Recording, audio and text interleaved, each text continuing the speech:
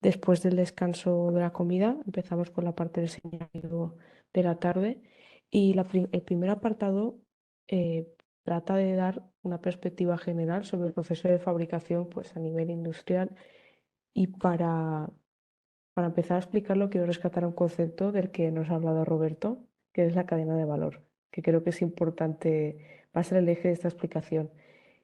Y es difícil de definir, busqué información y demás, pero para mí una cadena de valor es un proceso de fabricación para cualquier producto distinto al tradicional, en el que se acostumbraba a fabricar un producto de manera integral en un lugar.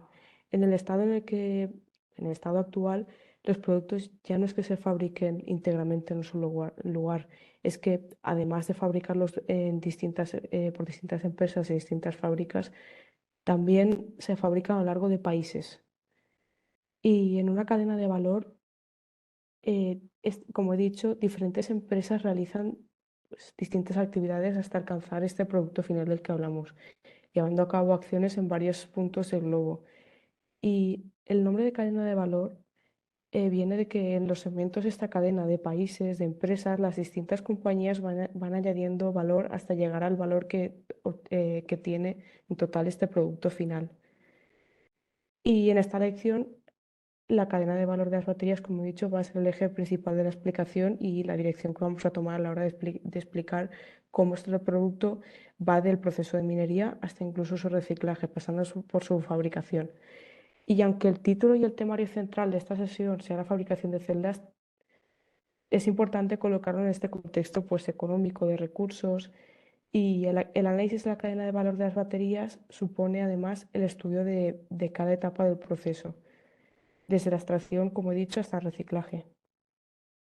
Y a continuación explicaremos el primer paso de la cadena de valor desde pues, dos perspectivas.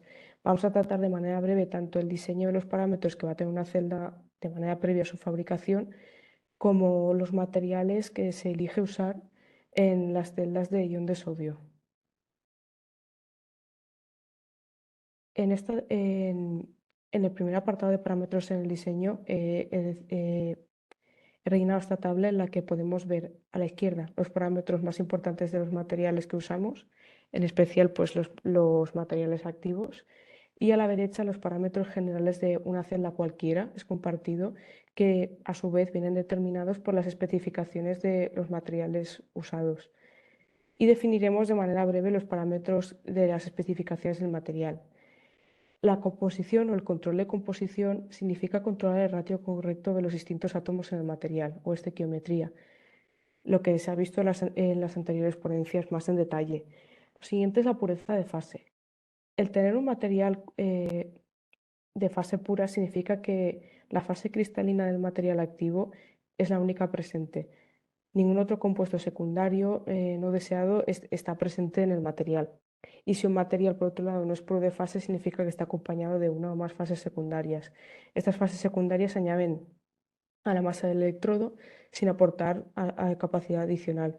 Y esto resulta en una capacidad práctica pues, deteriorada. La morfología y el tamaño de una partícula pueden determinar cómo de accesible es el conjunto de partículas para los iones intercambiados a través del electrolito de la batería. Y esto afecta también a la tasa de carga y descarga y a la densidad de potencia total del electrodo.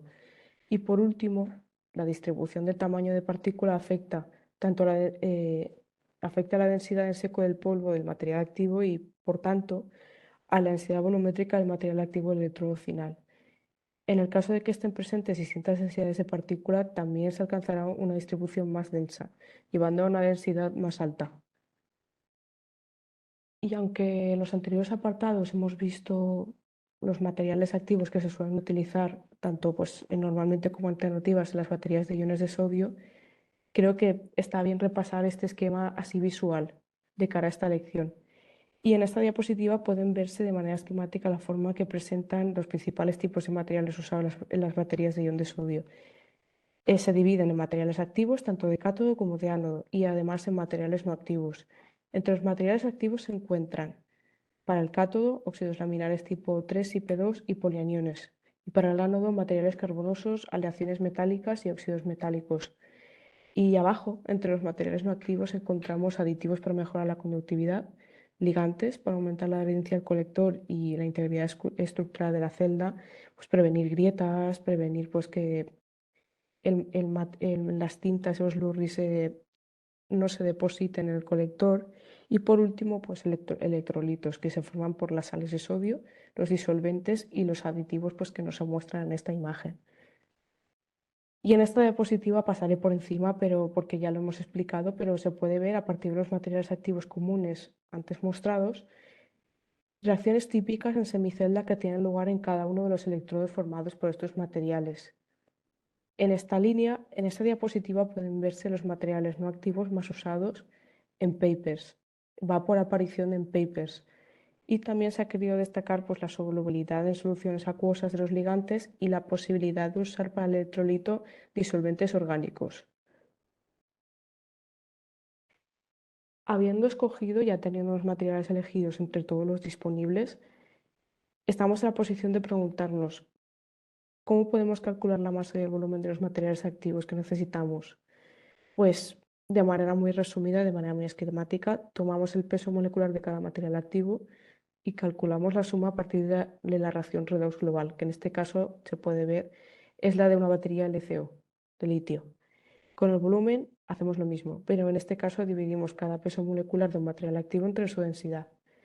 Y esto es especialmente útil para operar con densidades de capacidad y energía, además de pues, para calcular de manera aproximada los kilos por material activo que requerirá un proceso de fabricación, tanto a nivel de laboratorio como industrial.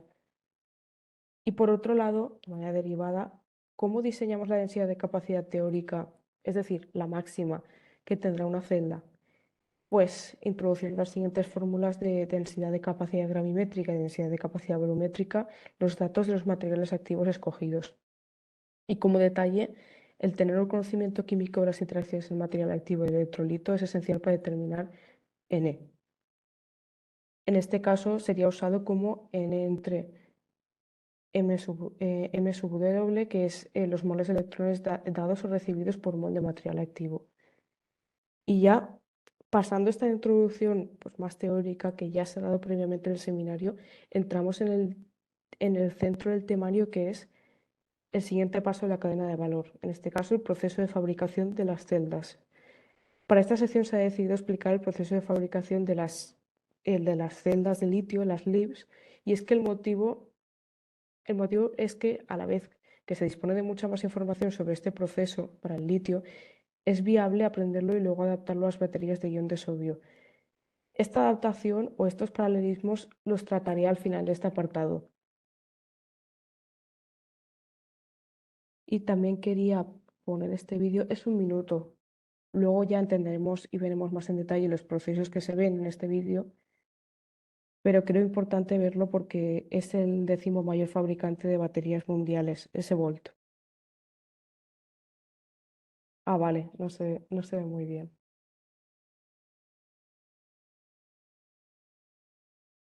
Vale. Está diciendo mi compañera que se ve despacio.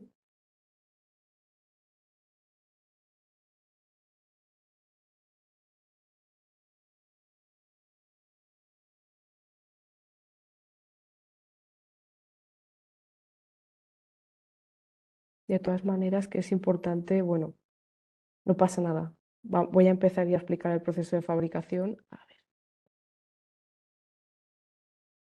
Lo importante, lo central. El proceso de fabricación tiene 16 fases. Alrededor de estas 16 fases, luego hay como etapas que tienen diferencias entre ellas, pero son 16 fases desde la manipulación de materias primas hasta que ya el módulo está producido. La primera etapa es la de fabricación de electrodos. Y esto empieza con pues, la elección y el acopio de las materias primas necesarias. Estas materias primas necesarias para los electrodos en sí o los slurries varían para el cátodo o el ánodo en el caso del material activo y el ligante. Y además para las baterías de litio se usan colectores de aluminio en el caso del cátodo y de cobre para el ánodo. Otros materiales que se aplican cuando ya el electrodo se ha fabricado son el separador, el electrolito y por último la envolvente de la batería con sus componentes.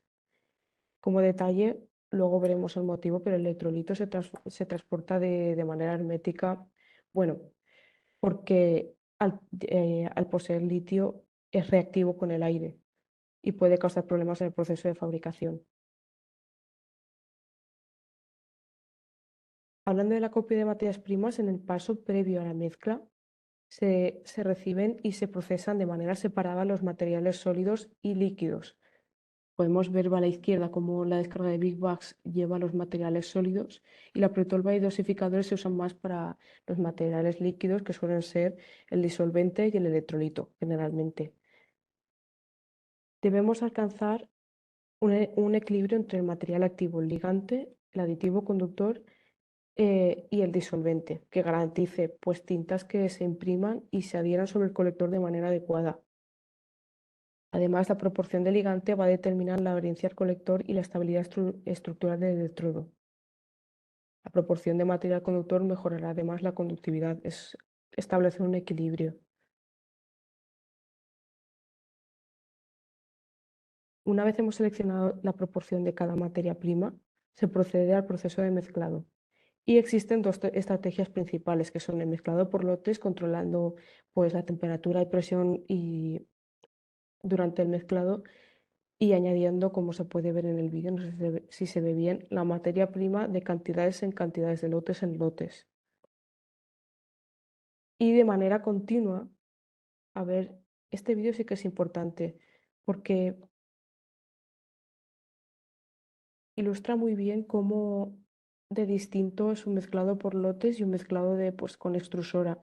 En este caso el vídeo es para una extrusora de industria alimenticia, pero es similar para el caso de las baterías, para el caso de las tintas. Una pena.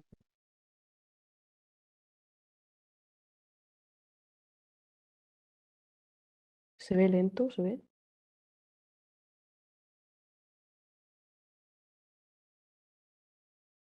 Vale, la parte interesante está al minuto, a ver si lleva.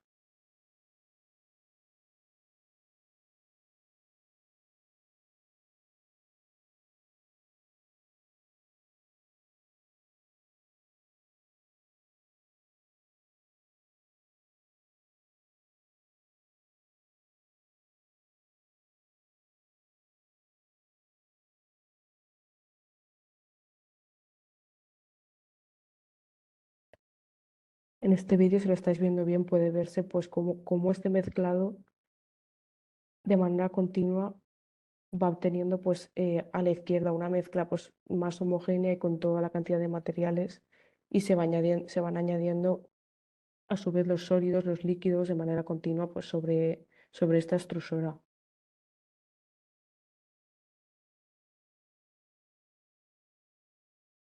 En el proceso de mezclado, tanto para la tecnología por lotes que he explicado como en la extrusora de manera continua, los requisitos son principalmente que sea ya al vacío, en sala blanca y semiseca. Como aclaración, a lo mejor lo sabéis ya, pero una sala seca es una sala limpia cuya atmósfera está controlada por temperatura y la humedad relativa inferior debe de ser generalmente menor al 20%. Esto se hace principalmente, sobre todo, lo de la sala de semiseca para el control de contaminantes aéreos que puedan caer pues, sobre las tintas. Y una vez ya contamos con las tintas o Slarris ya mezclados, el siguiente paso que tenemos que seguir es imprimirlo sobre el colector. Esto puede llevarse a cabo tanto dejando, pues, como podéis ver en la imagen de la izquierda, espacios ya controlados entre impresiones o, como veis en el medio, siguiendo a ver, de manera continua, sin ningún espacio. Este vídeo lo voy a pasar.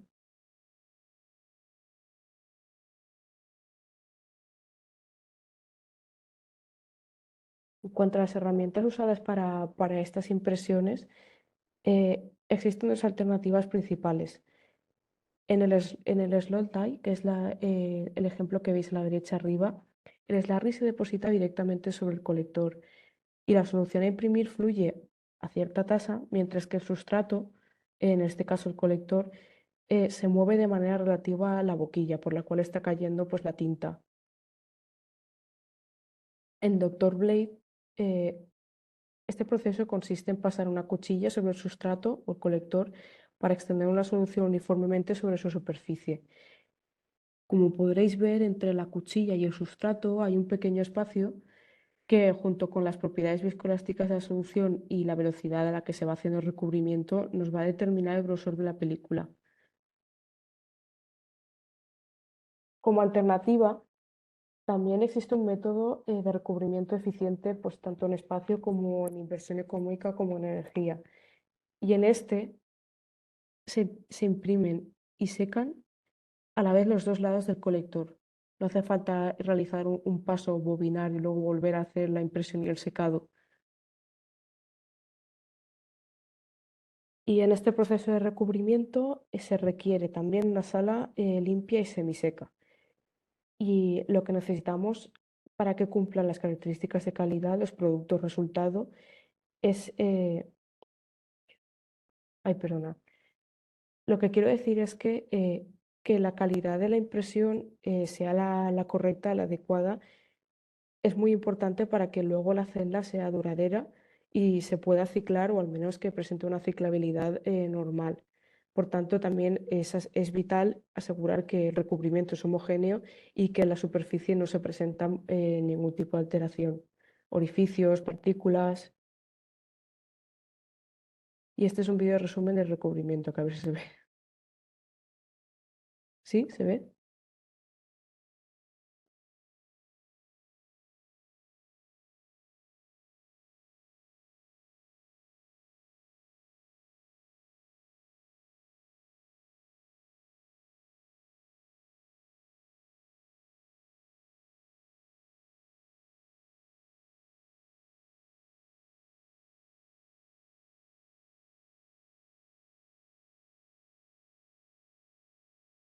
Perdonad, es que no me deja adelantar.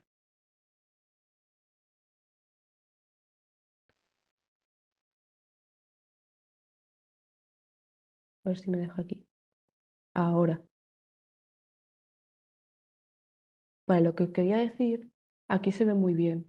Se está imprimiendo de manera paralela, tanto el lado superior como el lado inferior.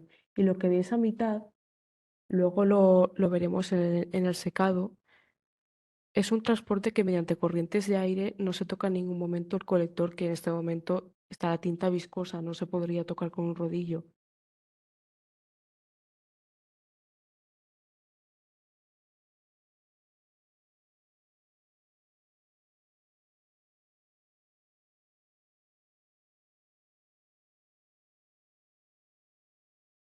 Y aquí se puede ver cómo generalmente, y sobre todo en este proceso en el que a la vez se imprime por los dos lados, el secado y la impresión suelen estar juntos en las fábricas. Vale, y una vez hemos hecho la impresión de los electrodos con las tintas o Slarris, queda el paso del secado para que este electrodo pues, viscoso se transforme en un electrodo sólido. Y el objetivo de este paso es retirar de la anterior mezcla de los componentes que hemos hablado el disolvente sin modificar la estructura uniforme que poseía la tinta. Pues como vemos en la imagen de la izquierda, que los componentes que forman parte del slurry no se depositen, que sigan teniendo esta distribución original. Y el electrodo continuo con la tinta impresa se puede transportar, como he dicho, a lo largo del proceso de secado, por un lado con rodillos en contacto con el lado sin slurry, como se puede ver en la imagen de arriba a la izquierda. Y obviamente, si estamos, como he explicado, si hemos impreso por los dos lados, este transporte va a tener que ser sí o sí por corrientes de aire que mantiene suspendido el electrodo sin llegar a alterar esta superficie. Y luego quería también explicar que el secado suele ser, lo más normal es que se lleve a cabo mediante infrarrojos, pero el secado por láser está en desarrollo. Y ya por último, pues este proceso requiere, como los anteriores también, que se lleve a cabo en una sala blanca o limpia y semiseca. Y por seguridad y gestión de residuos, también es positivo capturar la máxima cantidad posible de disolvente que se evapora durante el secado. Y como está destacado en los objetivos del secado, no se debe modificar la estructura uniforme que poseía la tinta originalmente, ni alterar la superficie del electrodo, crearle grietas o crearle pues alteraciones. Aquí lo voy a pasar.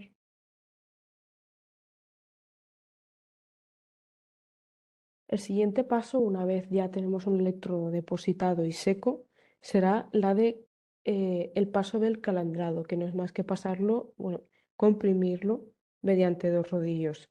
La presión que aplican estos dos rodillos define la porosidad del material impreso tras el calandrado y a su vez las propiedades de empapamiento de los electrodos y la densidad energética de la celda. Para alcanzar unas propiedades óptimas en un electrodo calandrado se debe alcanzar un equilibrio entre la densidad y porosidad y los posibles defectos que presentará el mismo, ya que si es visible en la imagen del centro, el calandrado es efectivo hasta cierto punto y luego causa pues deformaciones o desprendimientos en el electrodo. Y en este proceso se realiza fundamentalmente con rodillos y la diferencia entre tecnologías es la temperatura de los rodillos con los que se calandra.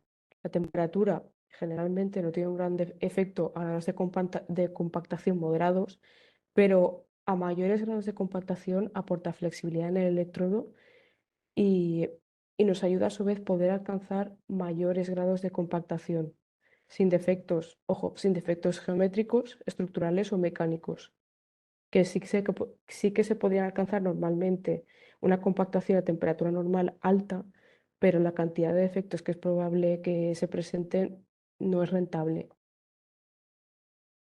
El objetivo del calandrado es, además de esta compactación y la mejora de la densidad de energía, que obtengamos una superficie a la vez del electrodo lisa y limpia, además de, como hemos dicho, en el equilibrio con la porosidad que deseamos. A ver,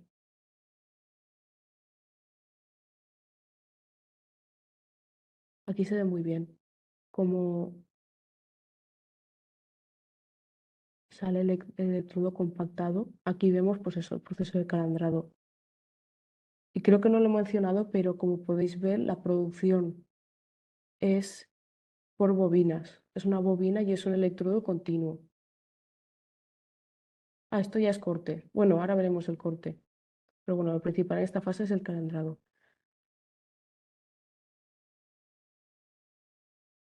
Vale, una vez terminado el calandrado, está el electrodo pues eso, impreso, seco y calandrado. Debemos cortarlos. Y esto se hace siguiendo las dimensiones planeadas y una posibilidad es la que se ve en estas imágenes, es la de pasar el electrodo continuo a través de cuchillos, para que lo corten de manera transversal y lo transformen en bobinas pues, más pequeñas. Y otra posibilidad es usar un láser, que se ve muy bien en este vídeo, para hacer cortes, ya sea transversales como lo es de las cuchillas, o recortar sobre el electrodo la forma deseada directamente. A ver si se ve ahí, mediante láser.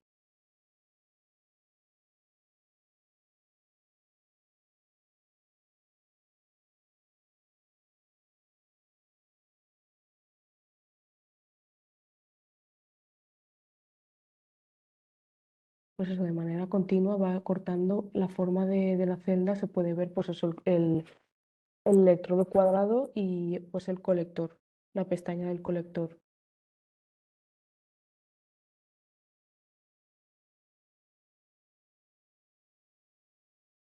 De manera general, en el proceso de corte, tanto pues como con cuchillas como con láser, el riesgo principal derivado de pues, estos dos métodos es la generación de partículas de desecho que se pueden depositar, pueden caer sobre los electrodos, teniendo efectos, pues, teniendo riesgos posteriores. Y ya una vez hemos terminado el corte, tenemos el electrodo recortado, con el objetivo de que el electrolito con litio no reaccione de manera violenta con el electrodo, aunque sea en una sala al vacío, con el objetivo de que estos dos no reaccionen, se aplica un secado final para purgar cualquier humedad residual de las bobinas. Y antes hablábamos de salas blancas y semisecas y eso ya no sirve. A partir de este momento, la iteración con los electrodos va a llevarse a cabo solo en salas secas.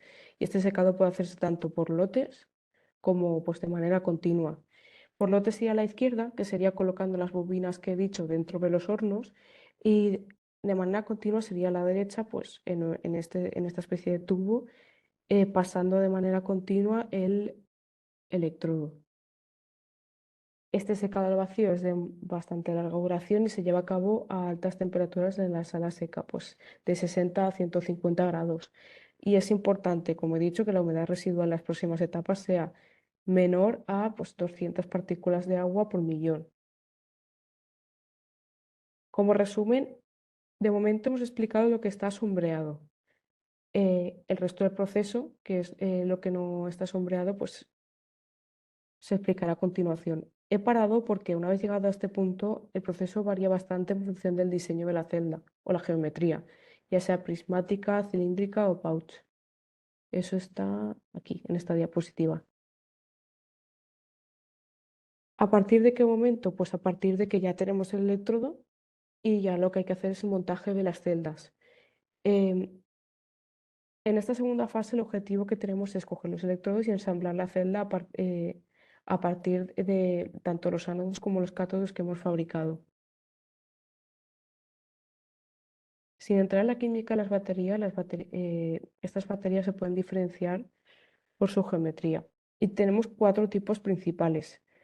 A la hora de producir la base, de- a la hora de producir las cuatro, la base del proceso es la misma. Luego hay partes del proceso que van a variar en función de pues, si es cilíndrica, que son las pilas, que es lo que se ve el cursor. Si es cilíndrica, que es esta. Si es prismática, forma de prisma, o pouch, que es la que vemos aquí a la izquierda abajo. En función de la química que elegimos, pues eso va a variar ligeramente. En esta nueva fase del ensamblaje total de la celda empezamos por el ensamblaje de los electrodos. Y en el caso de las celdas cilíndricas o prismáticas, que podemos ver un ejemplo arriba a la derecha, es importante que las tecnologías usadas bobinen con precisión las láminas de ánodo, cátodo y separador. Esto lo voy a repetir a lo largo pues, de esta sesión, pero es que si no podemos causar cortocircuitos. Y el haber llevado a cabo la colocación de manera precisa y sin daños en los bordes, pues eso, va a prevenir cortocircuitos y efectos no deseados. Podéis ver aquí un ejemplo pues, de bobinación para cilíndricas.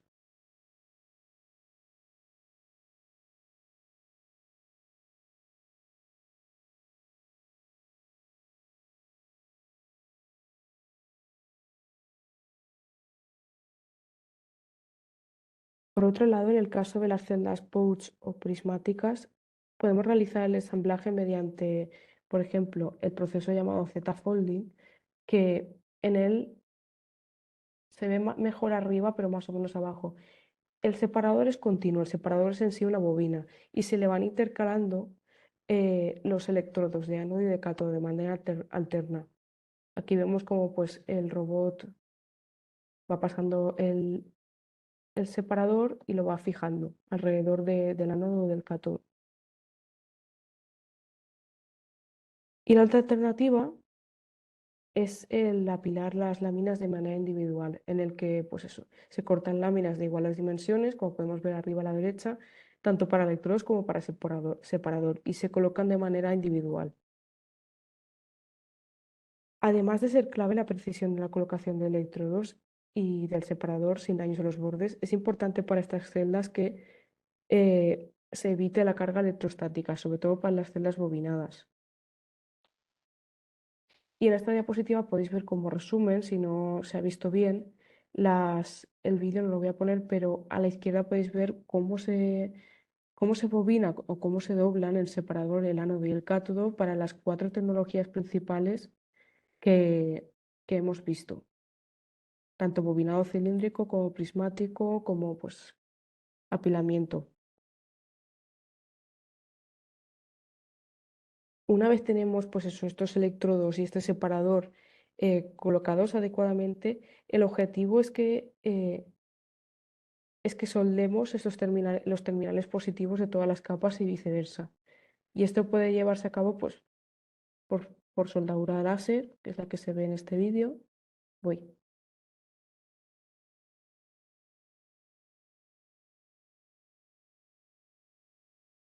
A ver, perdona, está por aquí.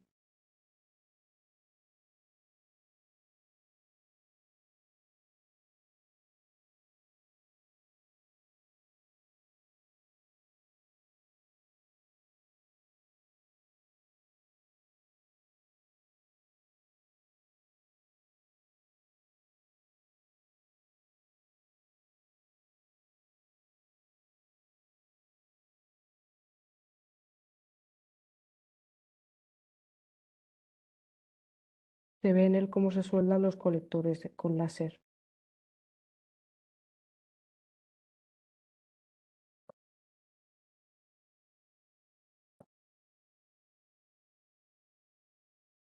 Y otra alternativa, pues, similar a la láser, es la soldadura ultrasónica, que es la que se ve en este vídeo.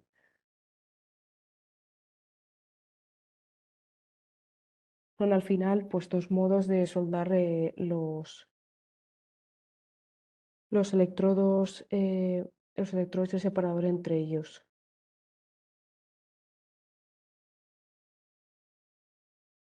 También, como hemos dicho en el caso pues, del proceso anterior de la impresión y del secado, es importante para la calidad de la celda que este proceso una todas las capas correctamente y que aplique el mínimo estrés tanto mecánico como térmico. Y una vez hemos soldado los terminales de los electrodos y separadores apilados, este conjunto se coloca dentro de una carcasa para sellarla, en el caso pues, de las celdas pouch y prismáticas. Este sellado depende de la geometría, eh, ya que se suelda por contacto para las celdas pouch y se suelda por láser para el resto. Ahora que ya hemos soldado los terminales entre ellos, nuestro objetivo es insertar este producto en la carcasa y sellar la carcasa a su vez. Y seguimos deseando no aplicar estrés mecánico ni térmico sobre los electrodos. Eh, También quería destacar que es clave por seguridad asegurar la estanqueidad en el interior de la celda, ya que otro paso posterior es la inserción del electrolito. A ver si se ve aquí.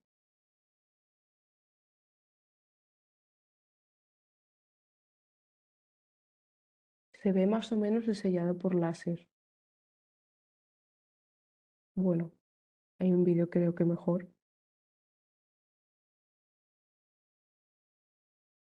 Una vez hemos sellado tanto en los electrodos como el separador, como entre ellos, como lo hemos colocado dentro de la celda y la hemos sellado y se estanca completamente, queda inyectar el electrolito en ella usando pues boquillas y que este sea integrado mediante humectación que empape en todas las capas.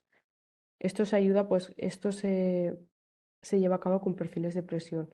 Y en el vídeo podéis ver cómo se inyecta una cantidad determinada de litio dentro de, pues, en este caso, celdas cilíndricas. Sería así, una celda. Esto no lo entendemos, pero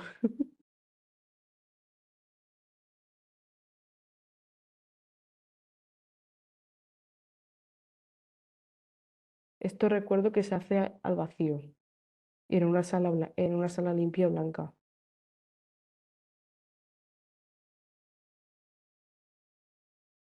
Y como supondréis, además de la humectación del electrolito y de que la cantidad que se inyecte de este sea adecuada, es muy importante,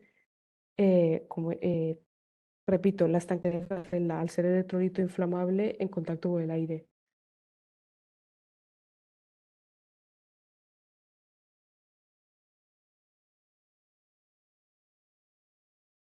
Al tener la celda pues, con los electrodos y el separador sellados entre ellos y también sellada ella misma por láser de manera totalmente estanca, eh, esta aún debe de ser activada, no se ha activado, y se debe también testar mientras se cicla.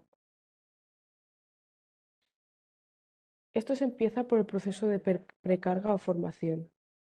En este aplicamos unas primeras cargas y descargas con intensidad de corriente creciente para activar la celda y además para comprobar que en ella no se crean cortocircuitos debido a su estructura.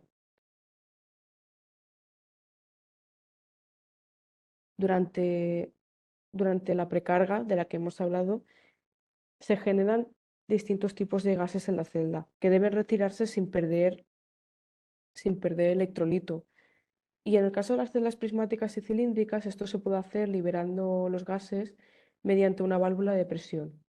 Y en el caso de las celdas pouch, eh, unos transportadores de mercancías presurizados normalmente expulsan este gas de la célula hacia un espacio muerto. Lo podemos ver esto abajo a la izquierda, como pues veis la celda y a la izquierda hay una especie de, pues, de cámara, de espacio. Esto se suele llamar bolsa de gas. Durante la desgasificación, esta bolsa de gas se perfora en una cámara de vacío y los gases que contiene se escapan y se absorben. Finalmente, la célula se sella al vacío. La bolsa de gas se retira, se separa y se elimina como residuo peligroso. En este proceso, en el de desgasificación y sellado, es de vital importancia que se traten adecuadamente los gases extraídos de la celda y que el ambiente en el que se hace pues, todo este proceso, la desgasificación, sea en vacío. Además, la presencia de gases generados durante la precarga, una vez hemos llevado a cabo la desgasificación, debe ser negligible. Luego, una vez hecho la desgasificación y el sellado, que son los primeros ciclos de carga y descarga, se lleva a cabo la formación. Eh, el principal objetivo de la formación, además de, pues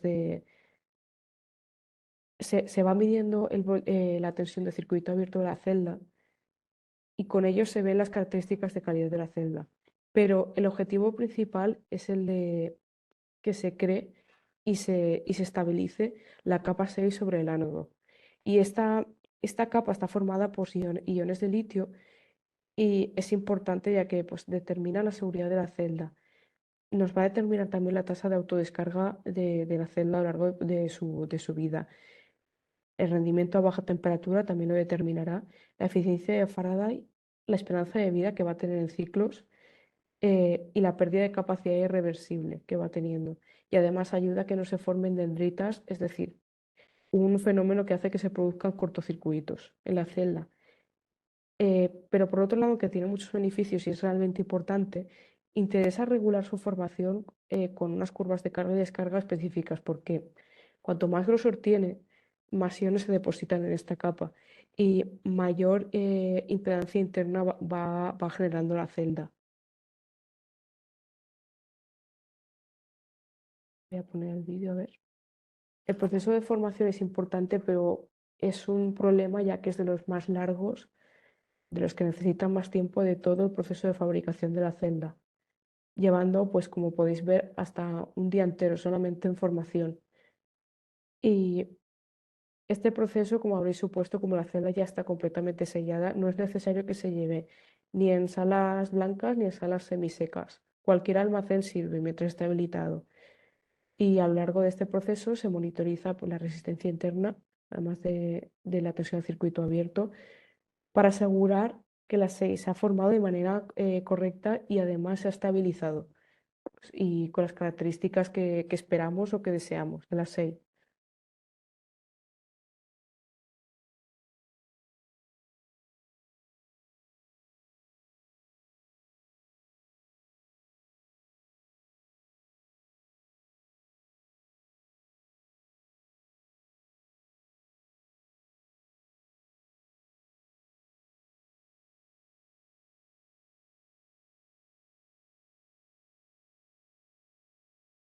Si habéis visto el nombre de aging, es la siguiente fase, ahora la explicaremos, pero de hecho hay veces en las que se realizan de manera paralela, ahora la entenderéis. Lo que quiero, o sea, el objetivo principal es entender que la formación se lleva a cabo pues en esta especie de almacenes para las celdas.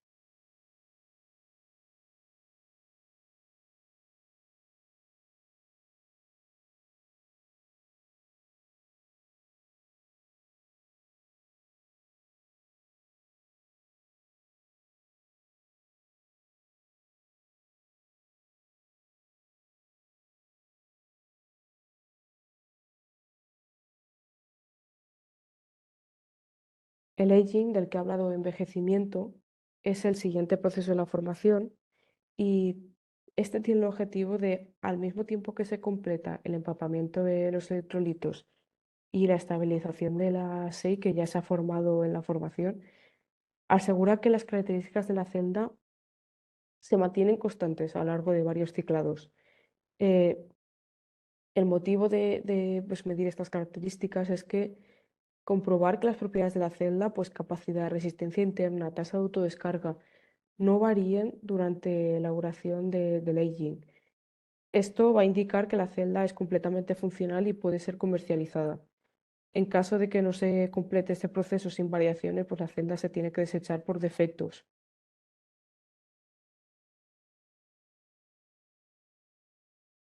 Y el aging tiene dos fases principales que podemos ver aquí y se diferencian, son muy similares, pero se diferencian porque normalmente se realiza un primer aging a altas temperaturas, de 30 a 50 grados, y luego se realiza un segundo aging a temperatura ambiente. Aunque la duración de cada una de estas fases depende del fabricante, bueno, además del fabricante de la química empleada y de las características de la celda, la duración total de toda esta fase del aging no suele durar más de 3 semanas. Y de hecho, como he dicho, muchas veces se realiza la formación y el aging juntos. Ya por último, una vez hemos realizado estas dos fases, la inspección al final de la celda, al final de la línea, perdón, es un control adicional, además de toda la medición que se ha realizado a lo largo de las cargas y descargas que ya hemos visto. Y esto va a asegurar la calidad final de las celdas. Los controles de calidad y sus criterios pues dependen mucho del fabricante, además de, como hemos visto, de las químicas y el tipo de celda. Algunos fabricantes, como curiosidad, incluso separan y comercializan o simplemente separan las celdas en función de pues, su rendimiento final y sus características. El objetivo al final de este proceso es que todas las celdas producidas tengan una baja autodescarga, una baja resistencia interna y una capacidad constante. Y al final de esta fase del control de la inspección final, las celdas suelen salir descargadas de pues, un estado de carga del 5 al 20% de carga total.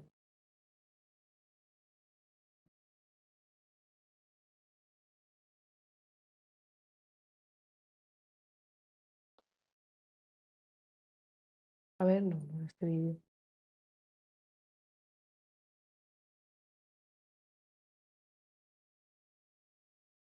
Y ya, después de todas estas fases, podemos decir que pues, hemos producido tanto los electrodos como la celda final, como la hemos testeado y hemos asegurado que tienen las características de calidad correctas.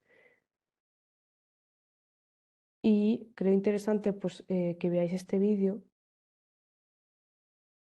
En él se nota que LG pues, promociona su tecnología de stack folding, pero también es interesante porque se ve muy bien cada proceso que hemos explicado.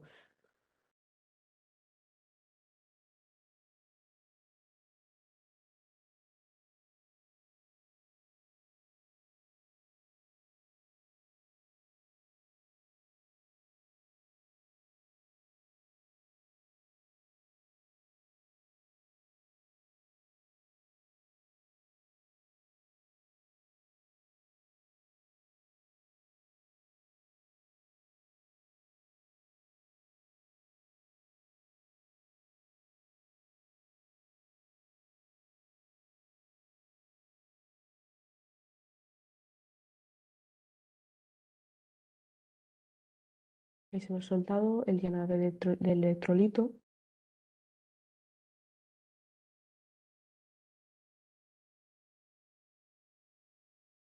los almacenes de los que hablaba, en los que pues, se colocan las celdas para ciclarlas de manera monitorizada. Y ya ahora lo veremos, pero a partir de estas celdas y módulos, construir los packs finales y soldarlos a su vez.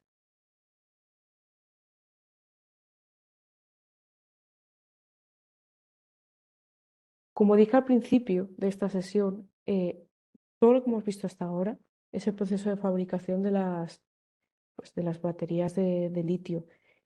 Eh, Aunque el principal de este seminario y este proyecto en general son las baterías de ion de sodio, hemos decidido explicar el proceso de fabricación de las baterías de litio como he dicho antes, por ser el más extendido, del que hay mucha más información disponible y a la vez poderse adaptar al proceso de fabricación de las baterías de sodio. Creo que lo comentó Roberto esta mañana, pero creo interesante destacar factores a los que creemos que se debe un desarrollo tan rápido de gigafactorías específicas para baterías de sodio-ion. Como podéis ver en la noticia de arriba a la derecha, en la que KTL y BYD ya están pues, haciendo producción en masa de este tipo de baterías. Y estos factores que considero son principalmente, pues, como hemos explicado a lo largo de este seminario, la volatilidad y el precio del litio. Además de, más que porque es un metal moderadamente abundante en la corteza terrestre, más que su abundancia, su tensión en la cadena de suministro, que pues se está viendo que para los próximos años la demanda que existe no va a poder pues, suplirla. También otro factor es que los componentes de la celda y los mecanismos electroquímicos de las reacciones son prácticamente idénticos, excepto evidentemente pues, los portadores de carga, del litio al sodio. Además, los métodos de síntesis de materiales son adaptables de una tecnología a otra. Y por último, no es necesario investigar de nuevo todo un proceso de fabricación, ya que tanto la infraestructura como la maquinaria usadas hasta ahora en las baterías de litio pueden adaptarse, pueden reutilizarse con ligeras modificaciones. Y habiendo visto pues, cómo producir una batería de ion de litio y cómo esta se parece al proceso de producción de una batería de ion de sodio, eh, veo importante ver cómo esta batería pasa de pues, módulos a packs, cómo se puede usar en los productos del día a día. ¿Qué representa exactamente un módulo o un pack respecto a una celda?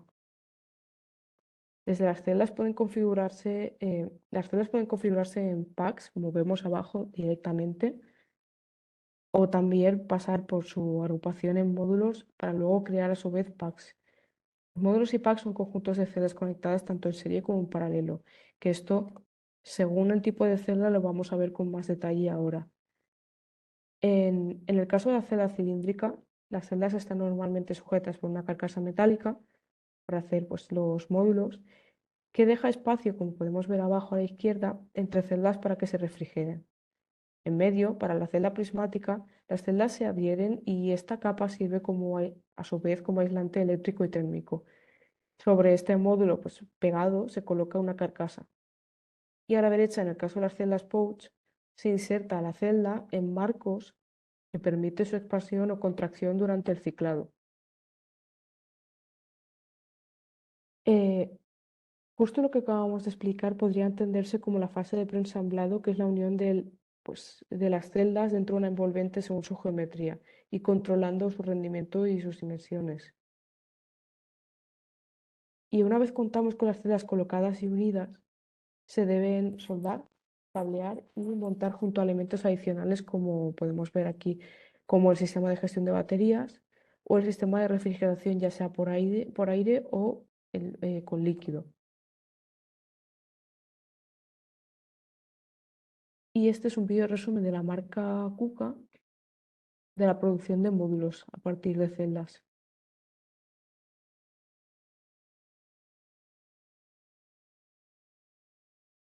Y tiene subtítulos.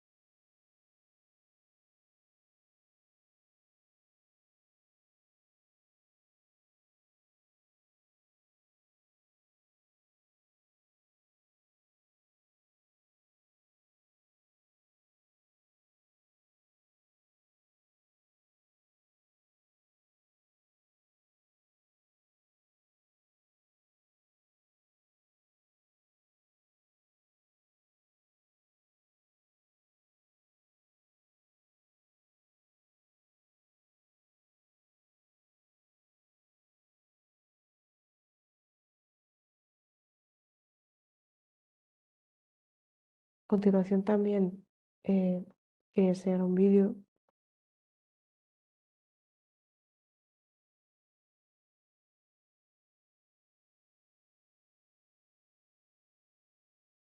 Dura 6 minutos, voy a adelantarlo porque en este se ve cómo el operario hace pues, la última conexión entre baterías.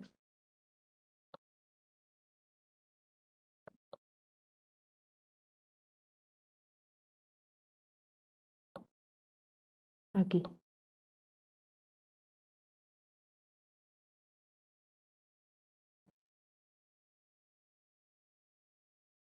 Pero el módulo está en sí pues soldado y prácticamente listo. Se ve el resultado final ahí.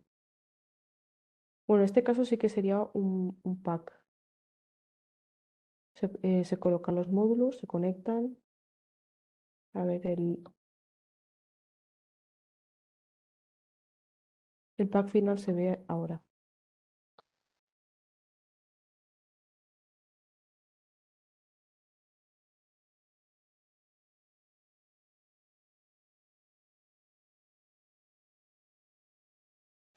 Y una vez, pues eso, una vez hemos fabricado tanto las celdas como los módulos como los packs, eh, también es parte de la cadena de valor el downstream o el, es parte del downstream qué se hace, qué ocurre con la batería y con la celda una vez su primer ciclo de vida ha terminado. Y ante la situación de la creciente demanda y el consumo de baterías, pues que va en aumento, nos encontraremos los próximos años con un importante número de baterías que han sido descartadas. ¿Qué va a pasar con ellas? Es la pregunta pues, principal de este último apartado. Eh, pero antes también quería preguntarme qué determina que una batería sea descartada o no. Y esto lo podemos ver en la gráfica de la derecha. Cuando el estado de salud o la capacidad total de la batería eh, alcanza el 80% más o menos, la batería normalmente se reemplaza.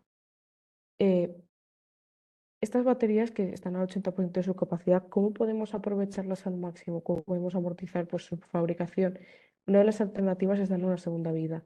En la gráfica de la izquierda se puede intuir también en qué consiste la segunda vida de las baterías. Las baterías que anteriormente se han usado para aplicaciones en las que sí que se necesitaba alta densidad de capacidad y ya han llegado al final de su vida útil, se destinan a aplicaciones en las que la densidad de energía de capacidad es mucho menos crítica, mucho menos exigente, por ejemplo, el almacenamiento estacionario. Este segundo uso tiene un límite, ya que el estado de salud se degrada de manera más intensa, como vemos en la gráfica, y sin embargo, es una alternativa interesante para rentabilizar estos productos más allá pues, del uso original y mitigar sobre todo su impacto medioambiental. Hasta ahora, al proceso de segunda vida, he usado de batería y celda de manera indistinta, pero en el esquema que os estoy mostrando podéis observar con detalle cómo las celdas candidatas al proceso de segunda vida se separan de la batería, en la que pues, se llevarán a cabo su primer uso, y además puede verse como en caso de que, pues eso, abajo a la derecha, la celda no supere las condiciones necesarias para volver a ensamblarse en otra batería y llevar en ella a cabo pues, su segunda vida, esta celda pues, ya puede comenzar directamente el proceso de reciclaje o de ser descartada también, pero la idea es el máximo reciclaje de las celdas. Y el proceso de reciclaje, que puede llevarse a cabo, como he dicho, tanto después de la segunda vida como tras un solo descarte de la batería, es además de una decisión medioambiental, una decisión estratégica. Explicaré esto posteriormente, pero primero me interesa que observemos en qué fases del proceso de fabricación se integran los materiales y todos los que hemos podido obtener resultado del anterior reciclaje. Y es que podemos ver que el aprovechamiento de las celdas y sus productos de desecho depende del tipo de reciclaje aplicado y pues también de la química original, siendo el cobalto o el níquel más rentables de reciclar y, por ejemplo, el hierro y el hierro menos. Por otro lado, el motivo de que pues, afirme que el reciclaje de los materiales en celdas es una decisión estratégica es que los materiales cuya demanda aumenta anualmente eh, no tienen una cadena de suministro que vaya a poder asimilar este crecimiento, además del litio. Eh, Como paréntesis, como he explicado, hay suficientes recursos naturales, pero nuestra infraestructura minera, además del transporte y otros tipos, no está lista para explotarlos a la velocidad requerida. Además, el establecimiento de nuevas minas tiene también consecuencias sobre los ecosistemas y requiere una gran inversión económica. En estos momentos, el reciclaje de baterías es un proceso con un margen de rentabilidad bastante reducido y para el que tampoco existen tantos residuos que analizar. Sin embargo, es interesante invertir en la investigación de esta alternativa para reducir la dependencia de los países que extraen estos materiales, asegurar su suministro en caso de escasez, mitigar el impacto climático del proceso de extracción de materiales o minerales y también pues, hacer un uso inteligente de residuos generados en toda la cadena de valor. Y con esto pues termino la explicación sobre el proceso de fabricación de las celdas, bueno, de las baterías. Espero que esta parte os haya sido de interés dentro del seminario y a continuación Consuelo Gómez Zarzuela, mi compañera de Power Electronics, va a llevar a cabo su explicación sobre aplicaciones de baterías.